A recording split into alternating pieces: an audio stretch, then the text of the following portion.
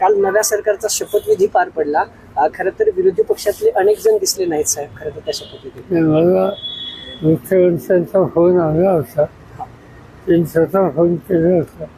पण पार्लमेंटचं अधिवेशन चालू होतं आणि म्हणून आम्ही त्यांनी सांगितलं की पार्लमेंटचं अधिवेशन चालू आहे, त्यावेळी ते सुरू नेणं शक्य नव्हतं. पण ठीक आहे, आमच्या सुरेच आहे.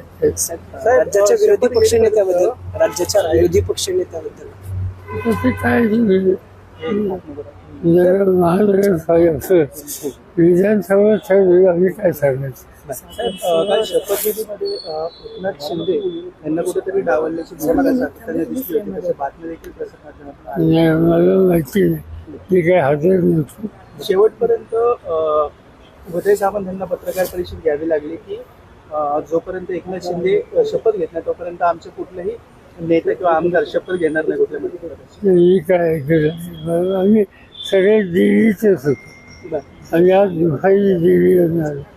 त्यामुळे हा जो काही फसवणूक प्रकार त्याची माहिती नाही. साहेब, ईव्हीएम विरोधात आता पुढची काय नेमकी भूमिका असणार आहे, कसं लढवणार आहे? चर्चा होणार होती ईव्हीएमच्या निवडणूक आयोगाच्या अधिकाऱ्यांसोबत झाली. त्याचं चालू आहे आमच्या लोकांचं. उद्या सोमवारच्या नंतर काही लोक भेटणार.